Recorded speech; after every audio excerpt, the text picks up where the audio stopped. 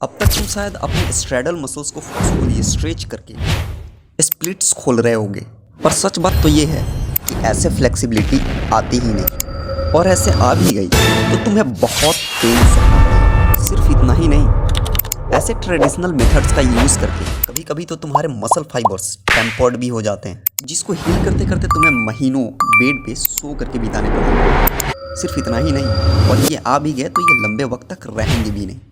तो आखिर करे क्या? अब तुम्हें फ्लेक्सिबिलिटी खोलने के लिए वो ट्रेडिशनल हार्श और फोर्सफुल मेथड यूज़ करने की ज़रूरत नहीं है। ना तो तुम्हें इसमें एक्सट्रीम पेन सहना पड़ेगा और ना ही कोई फोर्सफुल मेथड है। अब तक का ये सबसे बेस्ट तरीका है, जिसको प्रोफेशनल फाइटर्स भी अपने डेली रूटीन में यूज़ करते हैं।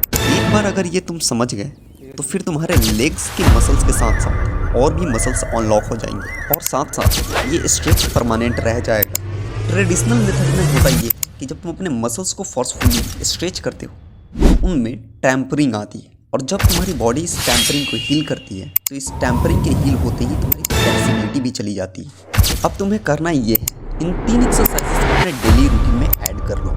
इससे आने वाले अगले 7 दिनों में तुम्हारे सारे मसल फाइबर्स एक्टिव हो जाएंगे, और तुम्हें ये पता भी नहीं लगेगा कि तुम्हारे सारे के सारे मसल्स कैसे खुल गए।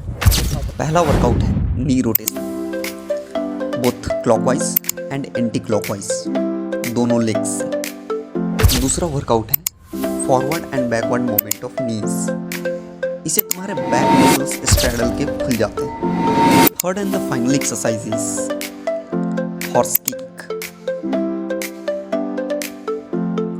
तीनों वर्कआउट्स को अपने डेली रूटीन में ऐड कर लो।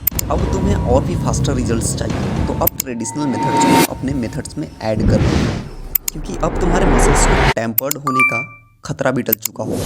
और दूसरा ये कि तुम्हारे मसल्स बिना रेजिस्टिव फोर्स के अप्लाई किए तुम्हारे मसल्स यूं ही रिएक्ट करके खुल जाएंगे।